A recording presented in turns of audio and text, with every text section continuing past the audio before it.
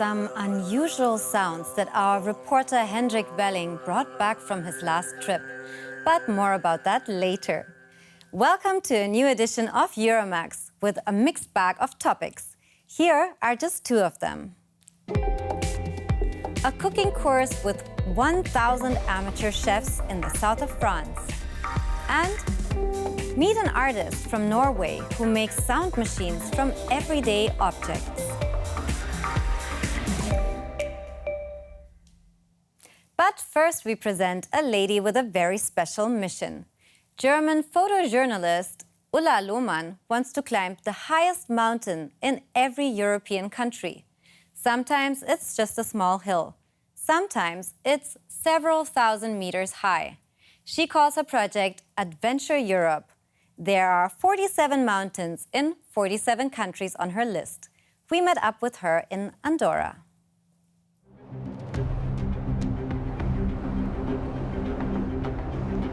Ulla Lohmann is driven to test her limits over and over again. This is where she's in her element, on her own with the forces of nature. To me, this is adventure. And I think adventure doesn't mean bigger, faster, higher, farther, but simply the experience itself, the focus on life. I feel totally alive when I'm hanging off a cliff or trying to climb up it. It might not make a lot of sense, but this is how I get to know my own limits and overcome them. Ulla has arrived in Andorra. She's going to scale the nearly 3,000-meter Coma Pedrosa, the tallest peak in this microstate in the Pyrenees. It's part of her current project, Adventure Europe. She plans to touch the highest point of 47 European countries. This diversity of Europe and its mountains are really exciting. One is a tiny little hill, totally covered in cow dung. That was Kneif Hill. And then there's the Vatican, where the hardest part was to stand in line for 6 hours in the heat in front of St. Peter's Basilica. Even the ascent of the just 75-meter-high tower was to become a rather arduous adventure. She braved ice and snow to conquer Norway's Galdhøpiggen. She teamed up with her husband to take on Portugal's highest mountain, the Pico, at night. She's always looking for a unique angle. My very first word was, why? I never accepted what people told me. I always wanted to find out why things are the way they are. And I still have this curiosity. The couple are taking their one-year-old son Manuk up to the summit of the Coma Pedrosa. He can ride on his mother's back. Normally, the ascent isn't all that difficult. The peak doesn't have any real mountaineering challenges. There's just one path up, but it's covered in snow now. So all at once, things get really exciting. Ulla Lohmann looks for breathtaking challenges well beyond Europe as well. Her breakthrough as a photojournalist came in 2012 with a story about an indigenous tribe's ancestor cult in Papua New Guinea. In the South Pacific, she explored the volcanoes of the Vanuatu. She became the first person to climb into the crater of the active Ambrun volcano, 600 meters down to the edge of a seething pool of lava. I felt the earth trembling all through my body. I smelled the gases and felt the hot wind from the volcano. And I realized I'm simply a part of nature. I think this world would be a better one if everyone could stand down there by that pool of lava, because you realize how incredibly precious life is, and how incredibly precious the earth is that gives you moments like these.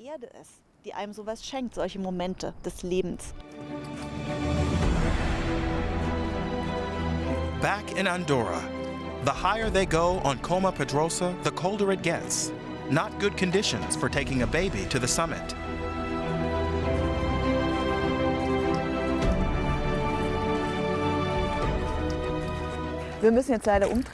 I'm afraid we'll have to turn around. Otherwise, we'll have to trudge through a snowfield. And it's really windy up here and freezing cold. We really don't have to make the summit at all costs. Not under these conditions. I'll just take a few pictures to capture the experience. Ich werde jetzt hier noch ein bisschen fotografieren und versuchen, hier noch was einzufangen. Ulla Lohmann didn't make it to the summit this time, but her project doesn't necessarily require adrenaline. Die Leidenschaft, die mich antreibt. What keeps me going is a passion for telling stories. Being here, I can see things and feel and smell and taste and experience them. And that makes me feel totally alive. I'd like to share this feeling with others through my pictures. Maybe I can even motivate them to set out and discover nature. And they can discover themselves and do something with their lives. The photos and videos Ulla Lohmann is collecting for her Adventure Europe project are indeed an incentive to discover the old world anew.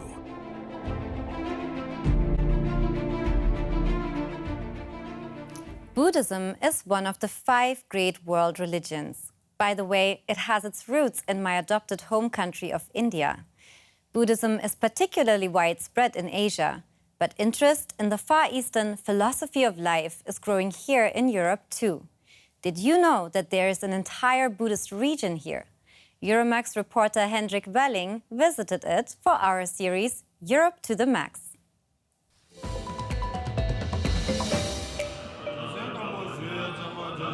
The Golden Temple in Elista. I'm listening to Buddhist monks chant as part of a ritual ceremony. Would you have thought we were here in Europe, in the steppe, with former nomad people with very exotic songs? Welcome to Kalmykia. I've made my way to the southeasternmost part of Europe. Kalmykia is an autonomous republic of the Russian Federation, located between the Caucasus and the Caspian Sea. The biggest Buddhist temple in the country is in the capital, Elista. It is the nation's most important symbol. Some 160,000 Buddhists live here. Kalmykia is the only Buddhist country in Europe. The Lama, Tailor Rinpoche, has been the spiritual leader of the Kalmykian Buddhists since 1992. Buddhism is not just a religion, it's a way of life. And when I say way of life, it's part of one's culture. Buddhism is very important for the people of Kalmykia, whether they are a believer in Buddhism or not. The steppe lies just beyond the city. I travel as once the ancestors of the Kalmyks, the Oirat Mongols, did. The nomadic people first arrived in the region in the 17th century. Actually, it's not as comfortable as it may look like, so I'm really glad that I can get off the camel right now. At one point, camels were used for transporting yurts. Until the early 20th century, whole families lived in these portable tents.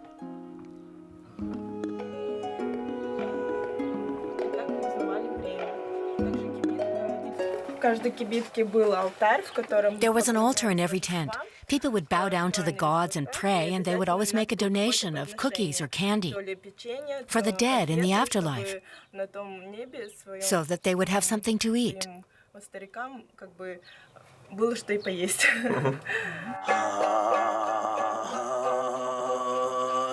I meet the overtone singer Vladimir Karuyev, who's a star in Kalmykia. In overtone singing, the singer uses his or her vocal cords to create more than one sound and pitch at the same time. Throat singing has been passed down through the generations, just like the history of the Kalmyks. It's very important for us to maintain these traditions. It's also important for our future because we have to rely on our culture. We have to know our history so that we can continue as a people with our culture and our knowledge. I also want to try the singing.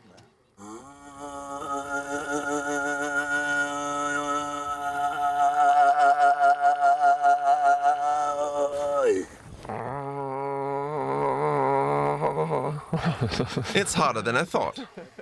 It does something with you when you use the whole body to breathe and to make the sound, and it makes something with you, which is nice. During the Soviet era, Buddhism was repressed. The temples were destroyed. But there was a Buddhist revival after the collapse of the Soviet Union. The new buildings are symbols of the religious renaissance and of the fact that many Kalmyks refuse to give up hope. Because of that hope, because of that will, that strong will to preserve their identity, their traditions, their culture, that they were able to secretly preserve that. And when their time came to have religious freedom, freedom of consciousness, that they were able to pass this to the younger generation. Today is Buddha's birthday. Many monks have traveled from afar to celebrate.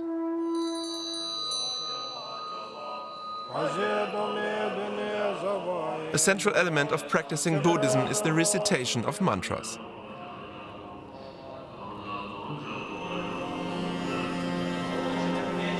After the ceremony, the believers seek the Lama's blessing.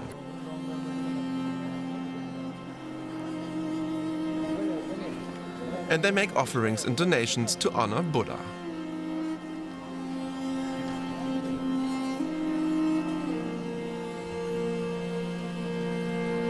We are a bridge between East and West. And we have a very important role in bringing these two different continents or different ethnicities, bringing them more closer through understanding, through dialogue. Kalmykia is a piece of Asia in Europe. Here in Kalmykia, I've once again become aware of how big Europe actually is. And considering the Buddhist tradition here, also how diverse it is.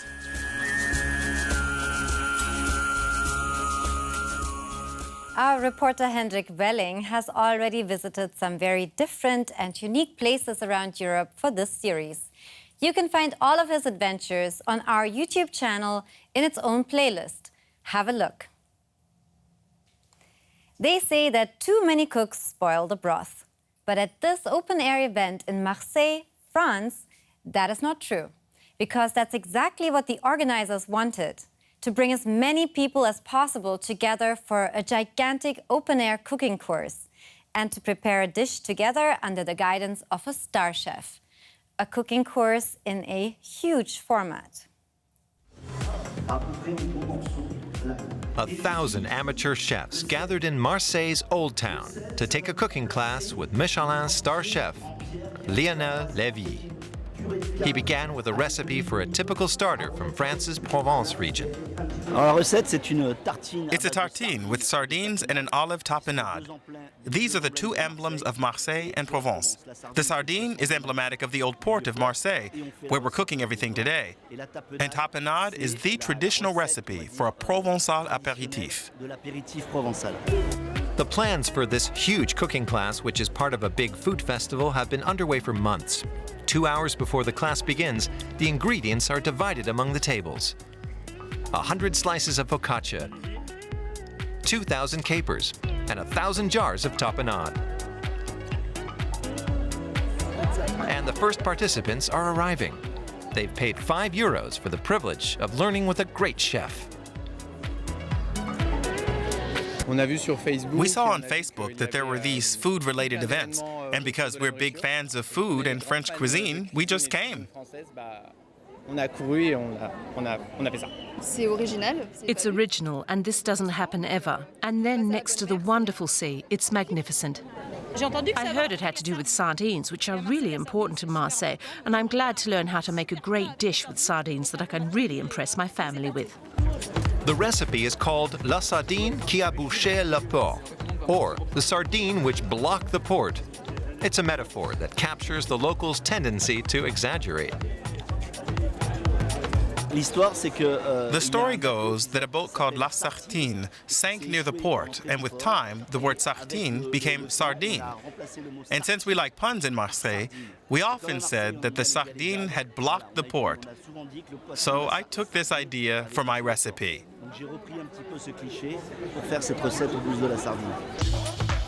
Lionel Lévy is not working alone today. There are 32 chefs on hand to help the participants.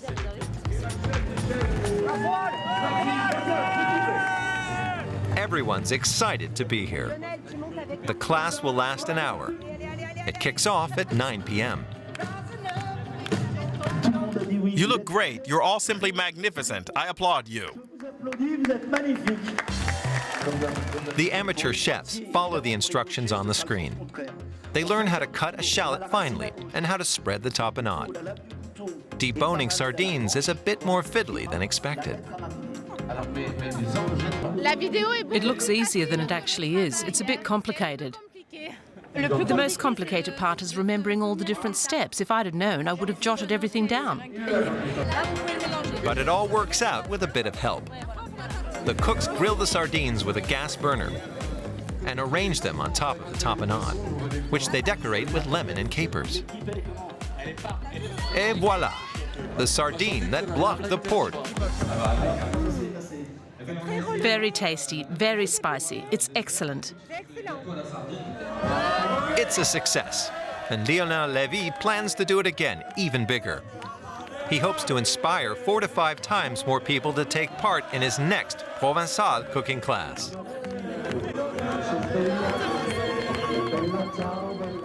Table tennis balls, matchboxes, springs, and other small parts. For most of us, these are just everyday objects. But for artist Coca Nicoladze, they are the perfect materials for a musical instrument. Coca builds small boxes out of such objects which produce sounds with simple means. He calls his constructions beat machines, and they can sometimes sound like a whole drum set. What do you think?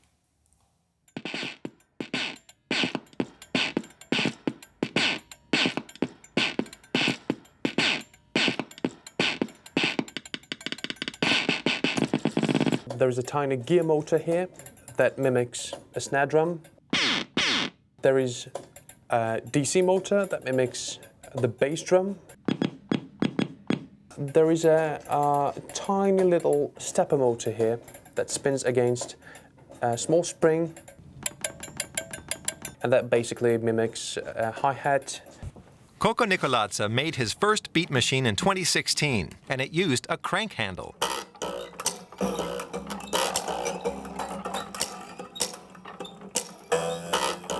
Since then, he has further developed his invention. The machines produce a rhythm, and he composes melodies on the computer.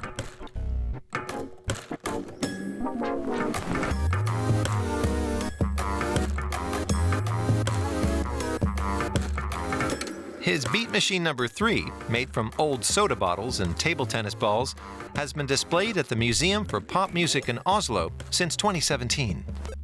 I'm super excited about making small sounds really, really big. When you can take a tiny little spring and put it on top of a contact microphone, and then you can play that spring, and then you can amplify it so that it becomes gigantic, so that a stadium starts to jump. It somehow feels great.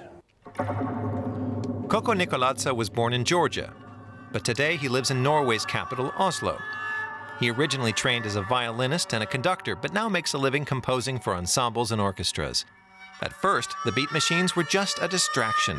I started making them and I had a very difficult period in my life. So I found this kind of therapy where I escaped, and it definitely did save me at that moment. So then I got addicted to it. He spends weeks making a beat machine, working in a shared studio called a makerspace, where inventors can share their technological know-how with each other. He also has access to materials here. I try to not to buy as little materials as possible for building the machine. So I really enjoy when I find materials that I can use. So I just go around to this makerspace, find stuff in the drawers, find stuff in the leftover section, and then I use those. And now requests from collectors are becoming increasingly frequent. He currently has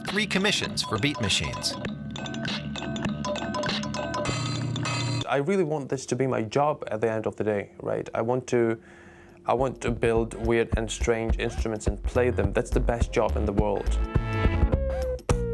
He's also planning to release a Beat Machines album and has already performed on the big stage. He and his Beat Machines will play at the Beethoven Festival in Bonn in September.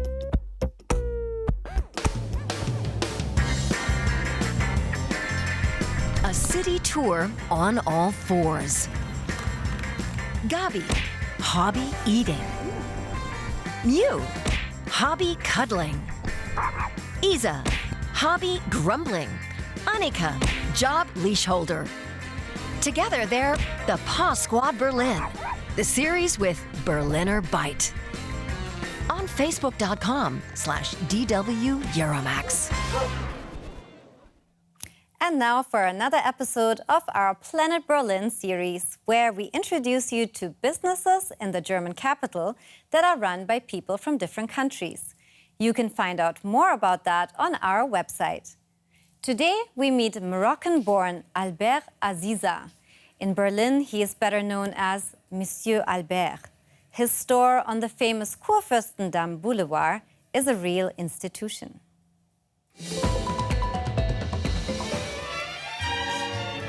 For over 50 years now, Albert Aziza has been making sure the men of Berlin are dressed to their very best.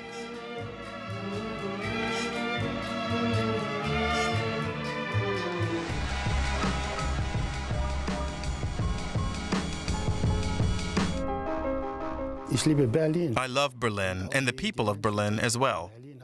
They're so charming and good. I've integrated here in Berlin, and I feel like a Berliner, a real Berliner.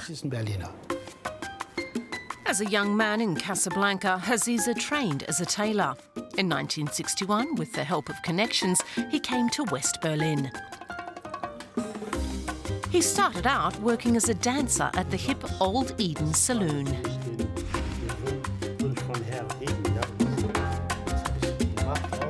Salsa. I've still got it, even with my 78 years of age.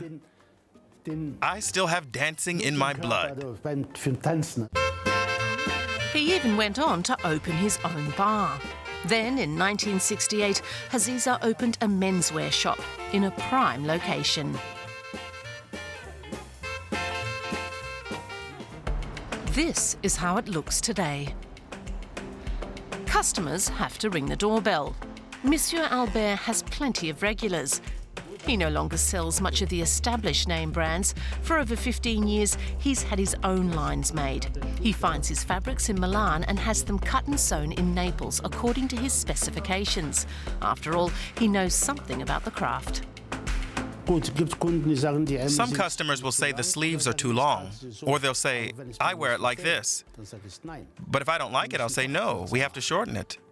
Dressed by Monsieur Albert, admired everywhere. He's also witnessed major historical events on Berlin's Kurfürstendamm. In 1989, when the Berlin Wall fell and East Germans came pouring onto the street, Aziza gave away tens of thousands of euros worth of clothing on a single Sunday. Every friend did something for the former East Germans. I thought to myself, Albert, you have to do something too. And I let more and more people in, and we served them all. I asked everyone, what would you like? A suit? A sport coat or trousers? Or a leather jacket? They all said leather jacket. 15 minutes later, I didn't have any leather jackets left. I gave the East Germans a wonderful Sunday treat, indeed. The news quickly got around among Germany's social and political elite that Monsieur Albert not only made exquisite suits, but gave excellent advice. Former Chancellor Helmut Schmidt came here, as did the German ex-Interior Minister Otto Schily. I'd seen him a lot on television, and he always had his legs like this. When he was here, I said, Mr. Schily, that doesn't look good. You have pasty white legs, so you ought to wear knee socks. And he's worn knee socks ever since. even after 50 years, Albert Haziza is still passionate about his work. That's all we have time for today. Don't forget to visit us on our website and do follow us on social media. Look forward to seeing you again next time. Until then, from all of us here in Berlin, bye-bye.